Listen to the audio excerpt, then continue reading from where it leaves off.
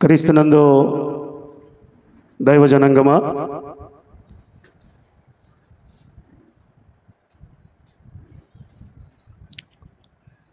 ఈ దినము ఒక ప్రత్యేకమైన దినం, సంతోషదాయకమైన దినం. రాజులకు రాజు, ప్రభువులకు ప్రభు,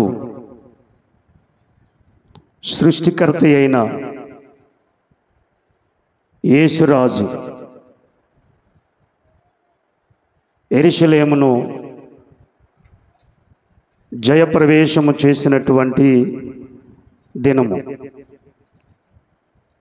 ఈ దినమును అనుభవించటానికి,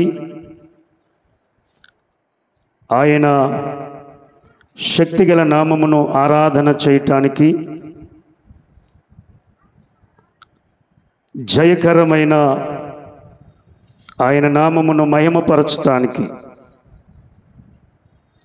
కృపచూపి మనలను సజీవులుగా ఉంచి ఈ దివ్యమైన దినమును అనుభవించటానికి కృపచూపిన నిరంతర స్తోత్ర అర్హుడైన యేసయ్యకు కోట్లాది స్తుతులు స్తోత్రాలు చెల్లిస్తూ ఉంటూ ఉన్నాం. ఆరాధనలో పాలిభాగస్తులైన ప్రియ శ్రోతలైన మీ అందరికీ నజరేయుడైన యేసుక్రీస్తు నామమున శుభములు తెలియజేస్తూ ఉంటున్నాం. క్రీస్తునందు ప్రియమైన దేవుని బిడ్డలారా, ఈ 2025వ సంవత్సరం ఈ యెరూషలేం జయప్రవేశం ప్రభువు చేసిన దినాన్ని మనము జ్ఞాపకం చేసుకుంటూ ఉన్నాం. ఇది సంతోషదాయకమైన దినం. 4 వాక్య పఠన భాగాలు చదివాం. ఈ దినమునకు సంబంధించిన 4 శుభవార్తల్లో కూడా కనబడుతుంది. ప్రజలందరూ కూడా తెల్లని వస్త్రములను ధరించుకొని, ఖర్జూరపు మట్టలు, ఈత కొమ్మలు పట్టుకొని ప్రభు వారిని యెరికో నుండి యెరూషలేమునకు వస్తూ ఉన్నారు. ఈ దినాన్న లూకా శుభవార్త 19వ అధ్యాయము 29 నుండి 40 వచనాలు చూస్తే, యేసు ప్రభువారు యెరికో నుండి యెరూషలేముకు వస్తూ ఉన్నారు. ప్రజలందరూ కూడా యేసు ప్రభువారు కాలి నడకను వస్తున్నప్పుడు వీళ్ళందరూ ప్రభువారికి స్వాగతం పలికారు. స్వాగతం పలికి యెరూషలేము బయలుదేరి వెళుతూ ఉన్నారు. యెరూషలేము బయలుదేరుతూ ఉన్న సందర్భంలో యేసు ప్రభువారు అన్నారు, యెరూషలేమునకు దగ్గరగా 2 జంట నగరాలు ఉన్నాయి, 2 పల్లెలు ఉన్నాయి. అదేంటంటే బెత్షెగా, బేతనియా. మీరు వెళ్ళి కట్టబడిన గాడిద మీకు కనబడుతుంది, మీరు దాని కట్లును విప్పి తీసుకుని రండి. మీరు విప్పుబడుతున్నప్పుడు ఎవరైనా మిమ్మల్ని అడిగితే అది ప్రభువు నాకు కావలసి ఉందని చెప్పండి అన్నారు. శిష్యులు వెళ్ళారు, కట్టబడిన గాడిద కట్లను విప్పారు. దాని యజమానుడు అడిగాడు, ప్రభువారు చెప్పినట్లు వారు చెప్పారు. ఆ గాడిదను పిల్లను తీసుకుని వచ్చినప్పుడు వారు ఏం చేశారంటే, ఆ గాడిద మీద దుప్పటలు బొంతలు వేశారు. వేసి యేసు ప్రభు వారిని దాని మీద కూర్చుని పెట్టారు. ముందొక గుంపు, వెనుకొక గుంపు, మధ్యలో యేసయ్యను పెట్టారు. ముందు హోసన్నకు జయం అంటే, వెనుకతల వారు దావీదు కుమారునకు జయం అని ఆ పురవీధులలో కేకలు వేస్తూ ఆనందముతో నగర సంకీర్తన చేశారు. ఆ సందర్భంలో వారు క్రొత్త బట్టలు నేల మీద పరిచి ఆ క్రొత్త బట్టల మీద ఆ గాడిదను, ప్రభు ఉన్న గాడిదను నడిపిస్తూ ఉన్నారు. ఖర్జూరపు మట్టలు క్రింద వేశారు. ఎంతో సంతోషముతో ఆనందముతో వారు దేవునిని మహిమపరిచారు. ప్రియులారా, అట్లా వెళుతూ ఉండగా యెరూషలేము కలవరపడింది. యెరూషలేములో ఉన్న ప్రజలు కలవరపడ్డారు. ప్రియమైనటువంటి దేవుని బిడ్డలారా, ప్రియమైనటువంటి సంఘమా, జకరియా గ్రంథము 9వ అధ్యాయము 9-10 వచనాలలో ప్రవక్త అయిన జకరియా ప్రవచించిన ప్రవచనం నెరవేర్పు కొరకు అది జరిగింది. ప్రియమైనటువంటి దేవుని బిడ్డలారా, ఇతడు యూదుల రాజు అంటూ ఉన్నారు. గుర్రము లేదు, రథములు లేవు. గుర్రము లేనప్పుడు, రథములు లేనప్పుడు యూదుల రాజా అంటూ ఉన్నారేంటి అనే కలవరం వారికి వచ్చింది. ప్రియమైనటువంటి దేవుని బిడ్డలారా, యేసు ప్రభువారు ఎప్పుడు ఏ సందర్భాలలో నాకు అది కావాలని నోరు విడిచి అడగలా.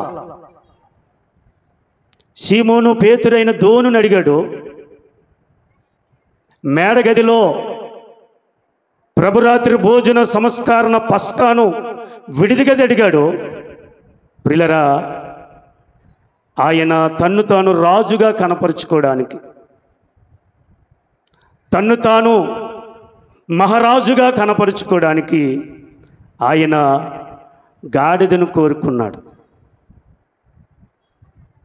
ఎవరైనా కోరుకుంటే రాజ్యాలు కోరుకుంటారు, రథాలు కోరుకుంటారు, సింహాసనాలు కోరుకుంటారు. కానీ ఈ రాజు అనగా మన రాజు, అనగా నీ రాజు, నా రాజు ఏం కోరుకున్నాడంటే కట్టబడి ఉన్న గాడిదను కోరుకున్నాడు. ప్రియమైన దేవుని బిడ్డలారా, ఈ రాజు ఎవరు అనే ఆలోచన వాళ్ళకి కలిగింది. ఈ రాజు ఎవరు అంటే మహిమగల రాజు. ఈ రాజు ఎవరు? మహిమగల రాజు. పిల్లరా, ప్రియమైనటువంటి దేవుని బిడ్డలారా, ఈ రాజు ఎవరు అంటే సమాధానము గల రాజు. ప్రియమైనటువంటి దేవుని బిడ్డలారా, యేసుక్రీస్తు ప్రభుల వారు ఎందుకు రాజుగా కనపరుచుకోవలసిందంటే ఆ దినము, ఆ సమయము తన్ను తాను బయలుపరుచుకోవడానికి ఇష్టపడ్డాడు. లేఖనములో నెరవేర్పు కొరకు ఆయన ఇష్టపడ్డాడు. ఈ రాజు ఎటువంటి వాడంటే రాజ్యముల కొరకు కానీ,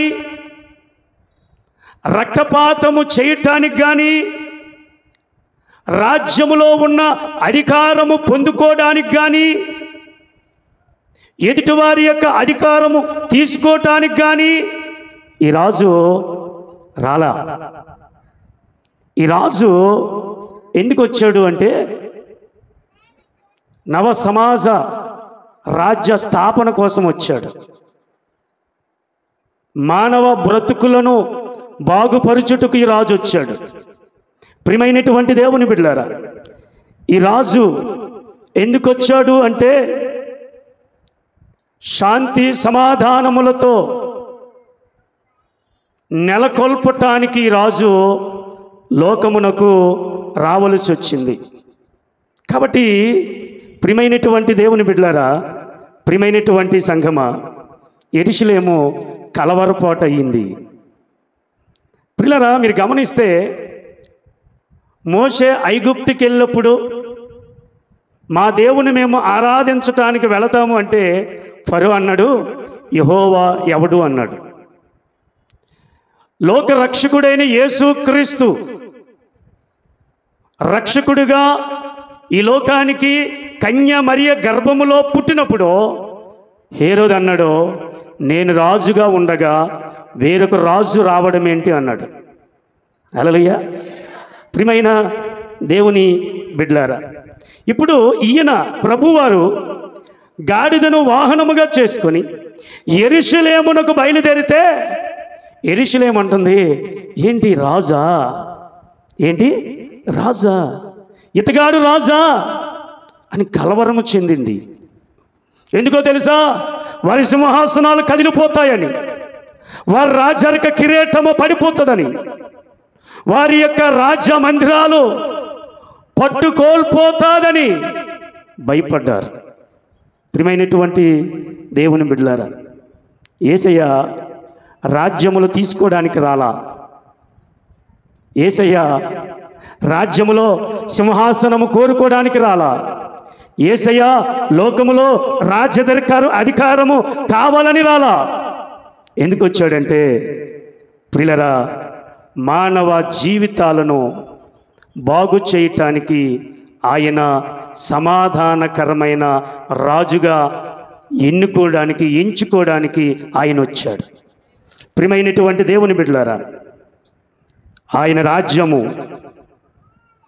ప్రేమతో నిండిన రాజ్యము, ఆయన రాజ్యము శాంతితో నిండిన రాజ్యము, ఆయన రాజ్యము సమాధానముతో నిండిన రాజ్యము, ఆయన రాజ్యము ఐకమత్యముతో ఉండిన రాజ్యము, ఆయన రాజ్యములో పొరపచ్చులు ఉండవు, ఆయన రాజ్యములో భేదములు ఉండవు, ఆయన రాజ్యములో హెచ్చు తగ్గులు ఉండవు, ఆయన రాజ్యములో కపటం ఉండదు, ఆయన రాజ్యములో మత్సరం ఉండదు, ఆయన రాజ్యములో అన్యాయం ఏలబడి చేయదు, ఆయన రాజ్యములో అక్రమము ఏలబడి చేయదు, ఆయన రాజ్యములో అవినీతి ఏలబడి చేయదు, ఆయన రాజ్యములో హత్యలుండవు, ఆయన రాజ్యములో మానభంగాలుండవు, ఆయన రాజ్యములో కొరతలుండవు, ఆయన రాజ్యములో ఇబ్బందులు ఉండవు, ఆయన రాజ్యములో దెయ్యములు ఏలబడి చేయవు. ఈ దినకాలమున ఆయన ఎందుకు రాజుగా తన్ను తాను కనపరుచుకుంటున్నాడంటే, పాడైపోయిన నీ మానవ జీవితాన్ని బాగుపరచటానికి రాజుగా రావడానికి ఇష్టపడ్డాడు. చెడిపోయిన పాపము చేత కట్టబడిన, కపటము చేత, అసూయ చేత, ద్వేషము చేత, వ్యభిచారము చేత, అబద్ధముల చేత, దొంగతనముల చేత కట్టబడిన కొట్లుగా ఉన్న మానవ బ్రతుకులను విడిపించటానికి ఆయన ఇష్టపడిన రాజు. ఈ దినకాలంలో దైవజనంగమా, ఆయన రాజ్యము అంతము లేని రాజ్యము. దానియేలు గ్రంథం 12వ అధ్యాయం 2వ అధ్యాయం 44వ వచనం చూడండి.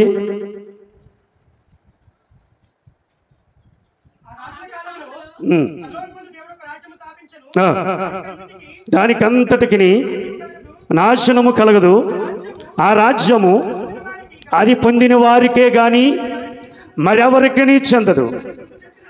అది ముందు చెప్పిన రాజ్యములన్నిటికి పగలగొట్టి నిర్మూలము చేయును గాని అది యుగయుగముల వరకు, హల్లెలూయా చప్పట్లు కొడదాం, ఆయన రాజ్యం యుగయుగములు, తరతరములు, అంతము లేని రాజ్యము. ఇప్పుడున్న రాజ్యములన్నీ భూస్థాపమైపోతాయి. ఇప్పుడు అధికారము చేపట్టిన అధికారులందరూ భూస్థాపమైపోతారు. ప్రియమైన దేవుని బిడ్డలారా, ఆయన రాజ్యములో రాజులు ఉండరు. ఆయన రాజ్యములో రాజు ఒక్కడే ఉంటాడు. ఆ రాజు ఎటువంటి వాడంటే, ప్రియమైన దేవుని బిడ్డలారా, అంతము లేని రాజు. ఆయనకు అంతము లేదు, అంతము లేని మహారాజు. శాంతి సమాధానములతో తృప్తికరమైన బ్రతుకులను బాగుపరిచిన రాజు ఆ రాజు. కాబట్టి ప్రియులరా, నీ రాజు సామాన్యమైన వాడు కాడు. ఈ రాజు గురించి నువ్వు తక్కువగా ఆలోచిస్తున్నావేంటో. ఈ రాజు యొక్క రాజ్యం అంతం ఉండదు. ప్రియమైన దేవుని బిడ్డలారా, నిన్ను నన్ను ఆ రాజ్యమునకు తీసుకువెళ్ళటానికి ఆయన ఈ లోకానికి వచ్చాడు. అందుకే కదా కట్టబడిన గాడిద కట్లను విప్పాడు. అది మానవునకు సాదృశ్యము. మానవుడు అనేకమైన కట్ల చేత కట్టబడుతూ ఉన్నాడు. స్టిల్ ఇప్పటికీ నువ్వు క్రైస్తవుడివే అవ్వచ్చుగాక, కానీ నువ్వు కట్లతో ఇంకా కట్టబడ్డావు. అవి ఏ కట్లో నాకు తెలియదు, నీకు తెలుసు, నీ అంతరాత్మకు తెలుసు.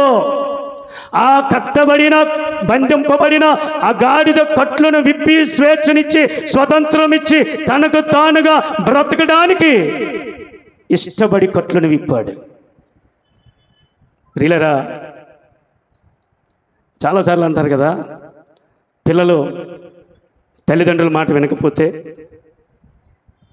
కొంతమంది పెద్దవారు మాట వినకపోతే కొన్నిసార్లు కోపం వచ్చి ఏమంటారంటే, ఈడు గాడిద లాంటోడండి. ఏమంటారు?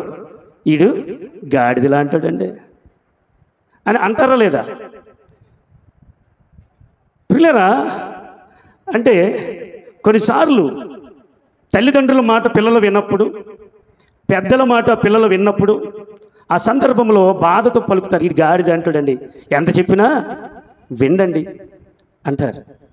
ప్రియమైన దేవుని బిడ్డలారా, కట్టబడిన మానవ పాపము, శాపము, దోషము అనే కట్లను విప్పి తెంపి ఆ గాడిద మీద కూర్చున్నట్లు ఈ రాజు నీ హృదయంలో కూర్చొని నిన్ను వాడుకోవడానికి ఆశపడుతున్నాడు. అందుకే ఆ గాడిద కావలసి వచ్చింది, ఈ మనుషుడు ఆయనకు కావలసి వచ్చాడు.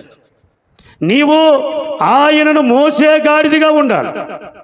నీవు ఆయనను ప్రకటించి కీర్తించి ఆయన పనిచేసే గాడిదిగా నీవు నేను ఉండాలి. అందుకే కట్లను విప్పాడు. ప్రియమైన దేవుని బిడ్డలారా, ఈ దిన సారాంశము, నువ్వు ఒకవేళ మర్చిపోతున్నావేమో, లోకములో కలిసిపోయి లోకస్తులతో స్నేహం చేసి నిన్ను నీవు మర్చిపోతున్నావేమో. నువ్వెవరవో తెలుసా? మహిమగల రాజు యొక్క బిడ్డవు, రాజులకు రాజు అయిన మహారాజు బిడ్డవు. నువ్వు దేనితో కట్టబడుతున్నావో ఒకసారి నిన్ను నీవు పరిశీలన చేసుకో. 6 అడుగులు ఉన్నవాడు అరంగుళం సిగరెట్కి కట్టబడతాడు. 9 అడుగులు ఉన్నవాడు 3 అంగుళాల సీసాకు కట్టబడతాడు. ప్రియులారా, దేవుని బిడ్డలారా, గమనించండి. ప్రియమైనటువంటి దేవుని బిడ్డలారా, 10 అడుగులున్న మనిషి గోడ టీవీకి కట్టబడతాడు. ఎంత ఉంటుంది గోడ టీవీ? ఎన్ని ఇంచులు చెప్పరా నాన్న? ఎన్ని ఇంచులు? 40 ఇంచులా, 50 ఇంచులా, 70 ఇంచులా, 100 ఇంచులా? అంత పెద్ద మొగోడు, అంత పెద్ద ఆడది దేనికి బందీ అయిపోతారు? 7 గంటలు వచ్చింది. మొగల రేకులు. ఏ రేకులు? మొగల రేకులు. 1, 2, ఇప్పుడు 3. పిల్లరా, టైం పంచువాలిటీ ఎంత బాగా పెడతారంటే, పంచువాలిటీ. పోన్లే, ఇతగాడు వార్తలు చూస్తాడు, పోనీ ఇతగాడు క్రికెట్ చూస్తాడు. టైం అయిపోయింది, నీ టైం అయిపోయింది కదా, రిమోట్ నాకు ఇచ్చరికి అమ్మ ఏం చేస్తుంది? అమ్మో ఏమని మగవాడు అడిగాడట. ఆయన కోడలు అతను కొడిసింది అని అన్నదట. కోడలో అతను కొడిసింది. పిల్లరా, మనుషుడు ఇటువంటి వాటితో కట్టబడుతున్నాడు. అలాగ ప్రభువుకి ఇష్టం లేదు. అలాగూ బందీలుగా ఉండడం, చీకటిగా ఉండడం, లోకానుసరమైన పద్ధతులు పాటించడం ఆయనకి ఇష్టమో లేదు. అందుకే ఆ కట్లను తెంపటానికి ఆయన ఇష్టపడ్డాడు. ప్రియమైన దేవుని బిడ్డలారా, ప్రియమైనటువంటి సంగమ, 1 యోహాను 4:4, చిన్నపిల్లలారా, మీరు దేవుని సంబంధులు, మీలో ఉన్నవాడు లోకములో ఉన్నవాని కంటే గొప్పవాడు గనుక మీరు వారిని జయించి ఉన్నారు. వారు లోక సంబంధులు గనుక లోక సంబంధులైనట్టు మాట్లాడుదురు, లోకము వారి మాట వినును. మనము దేవుని సంబంధులము, దేవుని ఎరిగిన వాడు ఆయన మాట వినును. దేవుని సంబంధి కానివాడు చూసారా, మనం ఎవరి సంబంధము? దేవుని సంబంధం. దేవుని సంబంధులు దేవుని మాట వింటారు. లోక సంబంధులు లోక సంబంధులుగా ప్రవర్తిస్తారు. లోక సంబంధులు దేవుని మాట వినరు. లోక సంబంధులు దేవుని చెప్పినట్లుగా చేయరు. లోక సంబంధులు లోకానుసారంగానే నడుచుకుంటారు. కాబట్టి దేవుని బిడ్డలమైనటువంటి మనము ఈ లోకములో ఉన్నవాడు లోకములో ఉన్నవానికంటే మన దేవుడు గొప్పవాడు గనుక, ఆయన లోకమును జయించాడు గనుక, పాపమును జయించాడు గనుక, మరణమును జయించాడు గనుక, లోకాన్ని జయించాడు గనుక, శాపమును జయించాడు గనుక, దెయ్యములను జయించాడు గనుక, అపవాదిని జయించాడు గనుక, నరకమును జయించాడు గనుక ఆయన జయమును మనకిచ్చాడు. కాబట్టి ప్రియమైనటువంటి దేవుని బిడ్డలారా, మనము లోక సంబంధులుగా నడకూడదు, లోక సంబంధులుగా మాటలాడకూడదు. హల్లెలూయా. ఏం చేయాలి? దేని చేత కట్టబడ్డారు? లోక ఆచారాలతో కట్టబడ్డారు. లోకము చేసినట్లు మనము చేయకూడదని ఎంత క్లియర్గా చెప్పబడింది వాక్యం. ఏమండి? కాబట్టి ఇటువంటి కట్టులల్లా ఎప్పడానికి ఆయన ఇష్టపడ్డాడు. కాబట్టి ప్రియమైనటువంటి దేవుని బిడ్డలారా, ప్రియమైనటువంటి సంగమా, ఈ రాజు లోకములో ఉన్న పాపమును జయించిన రాజు. కాబట్టి పాపములో ఉన్న మనలను విడిపించి రక్షించి ఆయన రక్తము చేత మనల్ని కడిగి పరిశుద్ధపరిచి ఆయన మనల్ని విడిపించి ఆయన పిల్లలుగా చేసుకున్నాడు. కాబట్టి మనం లోక సంబంధులము, ఆచార సంబంధులము, అలవాటు సంబంధులము కాదు. మనం ఎవరమంటే రారాజు పిల్లలం, జయించిన రాజు పిల్లలం. కాబట్టి ప్రియమైనటువంటి దేవుని బిడ్డలారా, యేసయ్య అందుకే మానవ కట్లను తెంచటానికి ఇష్టపడిన మన రాజు. ప్రియమైనటువంటి దేవుని బిడ్డలారా, ఈ రాజు ఎందుకు రాజుగా కనపరుచుకున్నాడంటే లోకములో సమానత్వము లేదు. లోకంలో ఏమి లేదు? సమానత్వము లేదు. రాజులు అందరిని ఒకలాగా చూడటం లేదు. సమాజంలో ఏ విధంగా ఉందంటే ప్రియులరా, హెచ్చు తగ్గులతో సమాజం ఉంది. వాడు గొప్పోడు, వీడు చిన్నోడు అని సమాజము హెచ్చు తగ్గులతో చూస్తుంది. సమాజము నువ్వు ఏ మతానికి చెందినవాడు అని చూస్తుంది. సమాజము నువ్వు ఏ కుల వ్యక్తివని చూస్తుంది. ప్రియమైనటువంటి దేవుని బిడ్డలారా, సమాజము కులమును ప్రస్తావన చేస్తూ ఉంది. ఇక్కడ మనం జ్ఞాపకం చేసుకున్నట్లయితే ప్రియమైనటువంటి దేవుని బిడ్డలారా, ఈ రాజు ఎందుకు యెరూషలేమును జయప్రవేశం చేశాడంటే యెరూషలేము మతముతో నిండుకుంది. మతము అందరిని ఒకలాగా చూడదు. మతములో భిన్నాభిప్రాయాలు ఉంటాయి, హెచ్చు తగ్గులు ఉంటాయి. మతములో చిన్న భిన్నములు కలిగినటువంటి పరిస్థితులు ఉంటాయి. కాబట్టి ప్రియులరా, దేవుని బిడ్డలారా, ఎందుకు ఈయన రాజుగా తన్ను తాను కనపరుచుకున్నాడంటే ప్రియులరా, సమాజములో ఉన్నటువంటి వ్యత్యాసములను దూరపరిచి సమానత్వము కల్పించటానికి ఇష్టపడ్డాడు ఈయన. అందుకే ప్రియులరా, ఫిలిప్పీయులకు రాసిన పత్రిక 2వ అధ్యాయము 2వ వచనము చూడండి ప్రియులరా.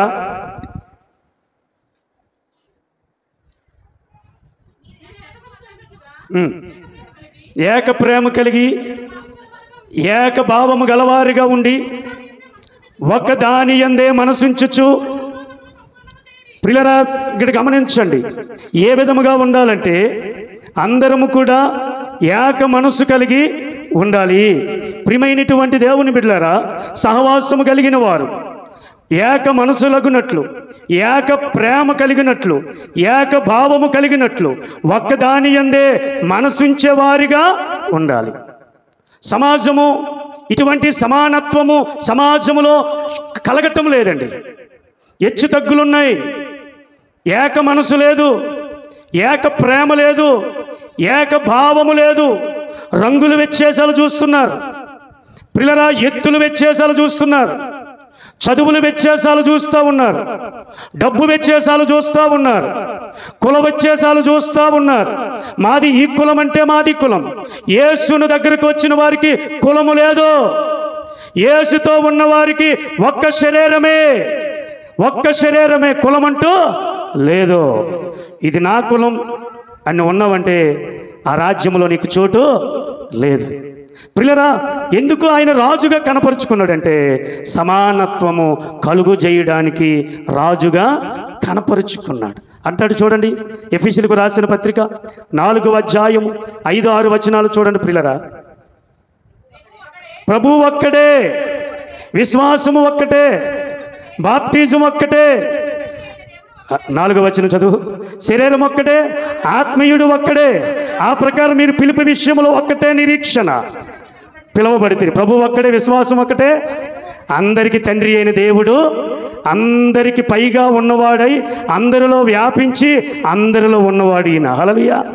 ఈయన దగ్గర కుల వ్యత్యాసం ఉండదు, ఈయన దగ్గర మత వ్యత్యాసాలు ఉండవు, ఈయన దగ్గర రంగు భేదాలు ఉండవు, ఈ దగ్గర డబ్బు భేదాలు ఉండవు. అందరికీ ఒక్కడే ఈయన, అందరిలో ఉన్నవాడు ఈయనే. ప్రియమైన దేవుని బిడ్డలారా, ఆనాడు కానీ ఈనాడు కానీ సమాజము కుల వివక్షకు మనుషులు గురవుతున్నారు. ఆ రోజుల్లో చెప్పు కట్టి, ఒరే నువ్వు చెప్పులు కుట్టుకున్నాడు రా, ఇది నీ కులం అన్నారు. ఒరే నువ్వు ఇదిరా, నీది ఈ కులం అన్నారు. కులము ఎవరు పెట్టారు? మనుషులు పెట్టారు. దేవుడు కులమును పెట్టలా.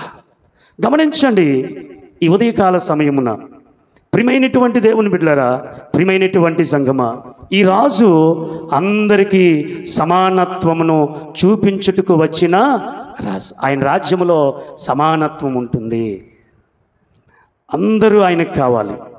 ఏ ఒక్కరూ నరకానికి వెళ్ళడానికి ఆయనకి ఇష్టమో లేదు. నువ్వు ఎంత పాపివైనా సరే, నువ్వు ఎంత నేరం చేసినా సరే ఆయన దగ్గరికి వచ్చి, అయ్యా నేను తప్పు చేశానయ్యా, నన్ను క్షమించయ్యా, నేను పొరపాటు చేశానయ్యా, నువ్వు క్షమించకపోతే నేను తాళలేనని కన్నీరు కార్చి నీ స్థితిని ఒప్పుకుంటే ఆయన నిన్ను అంగీకరిస్తాడు.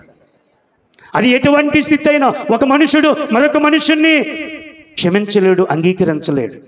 కానీ యేసయ్య మనం ఎన్ని తప్పులు చేసినా, మన తప్పులు మనం చేశామని తెలిస్తే, ఇది తప్పు అని నువ్వు గ్రహిస్తే ఆయన పాదపీఠం దగ్గరికి వచ్చి, అయ్యా నేను నీకు వ్యతిరేకంగా తప్పు చేశానయ్యా, నా కండకారవము నా మదమచ్చరము తెలియదయ్యా, నన్ను క్షమించయ్యా, నీ బిడ్డగా నన్ను చేసుకయ్యా, నన్ను మన్నించయ్యా, నా పాపాలు క్షమించు, ఇక నుంచి నీవే నా రక్షకుడు అని, రాజు అని నేను నిన్ను అంగీకరిస్తానయ్యా నువ్వు అని ఒప్పుకుంటే నీ హృదయంలోనికి రావడానికి ఆయన ఇష్టపడుతున్నాడు.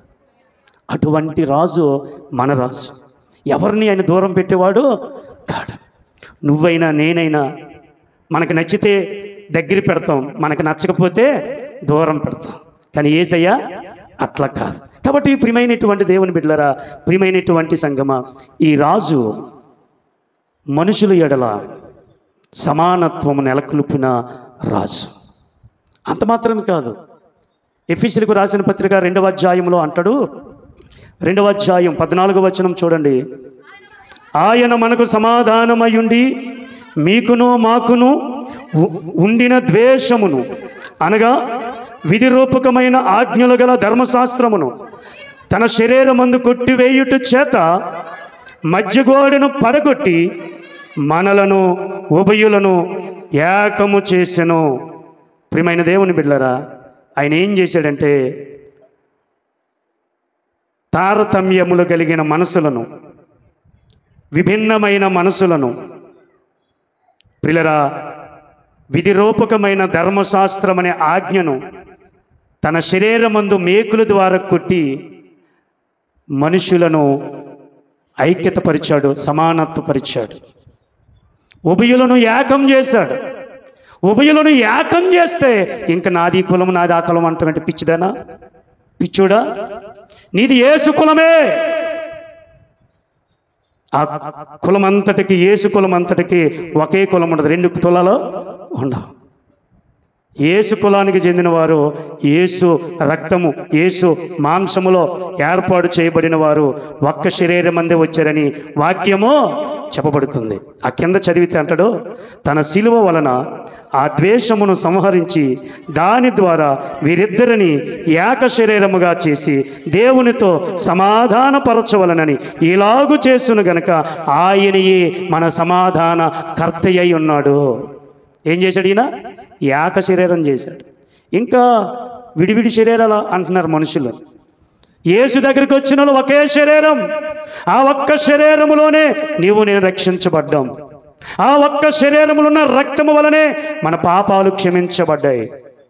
ప్రియమైన దేవుని బిడ్డలారా, ప్రియమైనటువంటి సంఘమా, ఇంకా మనుషులలో కుల వ్యవస్థ ఇంకా ఏలుబడి చేస్తుంది. ఇంకా సమానత్వాలు దూరముగా ఉంటున్నాయి. లేవంటారా? లేవంటారా? ప్రియమైన దేవుని బిడ్డలారా, అంబేద్కర్, డాక్టర్ బిఆర్ అంబేద్కర్, ఆయనను ఈ భారతదేశం తిరస్కరించింది. ఆయన యేసుక్రీస్తును అంగీకరిస్తానంటే పండిట్ జవహర్ నెహ్రూ, ఏందయ్యా నువ్వు యేసుక్రీస్తుని అంగీకరిస్తే నీకు అందరూ వ్యతిరేకమైపోతారంటే అంబేద్కర్ బాప్తిజం తీసుకోవడం మానేశాడట.